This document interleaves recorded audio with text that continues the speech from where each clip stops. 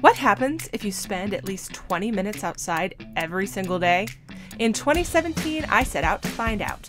Welcome to the Humans Outside Weekly Diary, where I tell you my own lessons from a life spent outside. What did I do and learn while going outside this week? That and this week's Real Outdoor Hero, up next.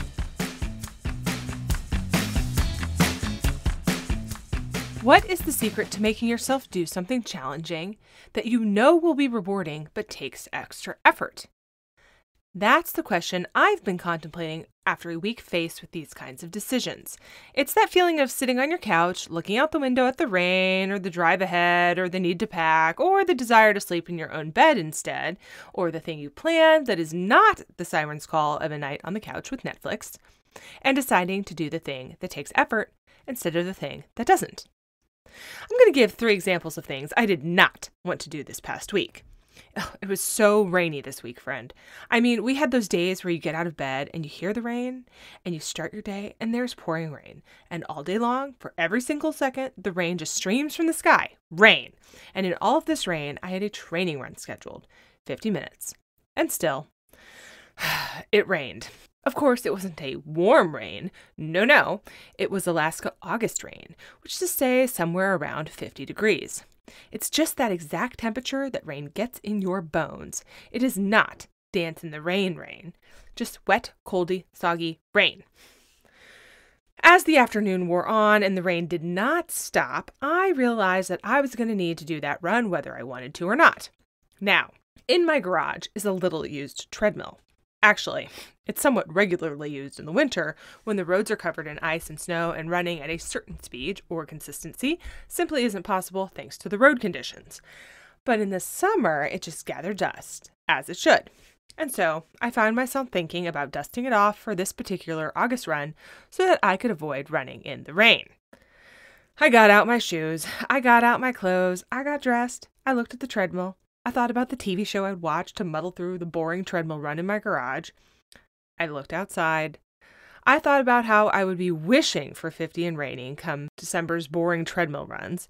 And I said to myself, Amy, stop being a wuss. Go for a run outside. And guess what? It wasn't just not terrible, but I thoroughly enjoyed myself. It was more than fine. I was glad I did it. Of course I was. Another thing that's very hard to do in days of constant rain is to imagine that it is not raining and that the weather might actually mirror the forecast somewhere not that far away. I mean, it's so wet. And here we are packing to go a few hours south in a place that is regularly very wet when it is dry where I live to spend the weekend outside. Sounds like a mistake. In short, I did not want to go. But approximately a million years ago, aka in early 2020, I had entered the lottery for an iconic Alaska trail run race that had subsequently been canceled. Against all odds, and I mean that because I had entered this lottery several times and never gotten in, I actually made it into the race. And because 2020, my entrance had been deferred to this year, right now. The Lost Lake race is 16-ish miles over a truly incredible trail. You wind up over 11-ish miles and 2,700 feet throughout this incredible fairy forest to a set of high alpine lakes, one of which is Lost Lake. If you're me, you make not funny jokes about how you have found the lake, and then you run down 5-ish miles. But if the weather is very bad, and it often is, you are cold and wet.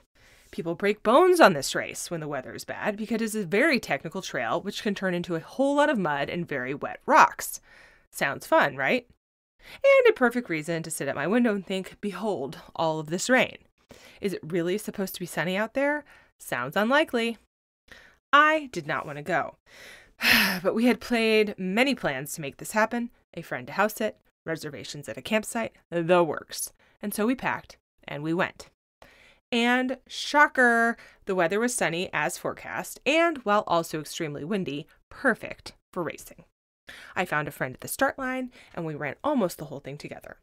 I said out loud multiple times, "This is so fun!" And it was. I am so glad I did it. Of course I was. Dovetailing into that, a final example.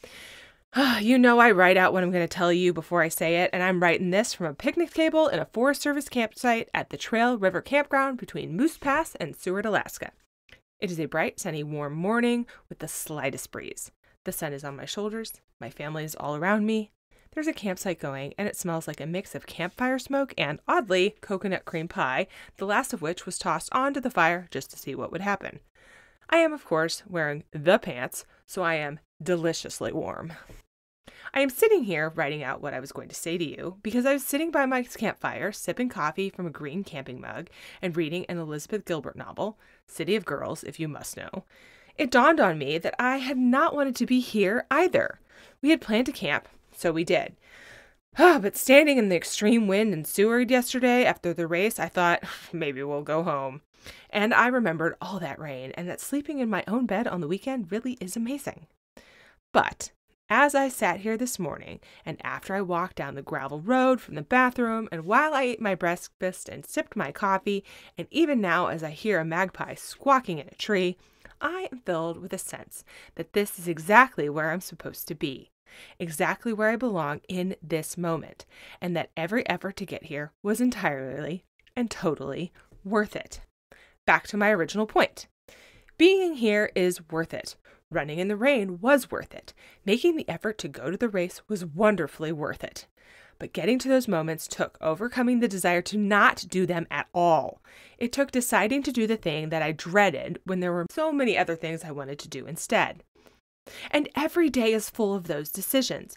And of course, I don't always choose to do the thing that sounds terrible and take the risk.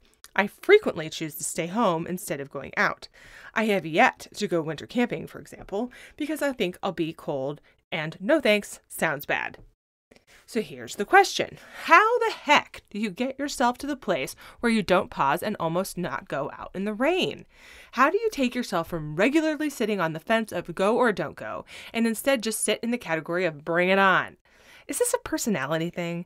Is it a practice make perfect thing? Is it a building a muscle for risk? Will it always just seem like a hard decision? I don't have a perfect answer for this, which is why I'm asking the question. I suspect, however, that addressing this tendency to not do the thing is a matter of awareness first and foremost. Because if we are aware that we are likely to stay home and shun the thing just because it might be hard or it might be unpleasant, then we can also be aware that we are even facing the choice. And then we can be aware when we hit that decision point that the thing that sounds the most comfortable might be the thing we should definitely not do, choosing instead to take the risk. You can see some pictures from my spectacular weekend run and our camping trip, but not the rain run because rain runs are bad for iPhones, on Humans Outside on Facebook and Instagram. And I, as always, want to see your photos of hard outside time too, well, and easy outside time, for being honest. Tag them with hashtag HumansOutside365. Until next time, I will see you out there.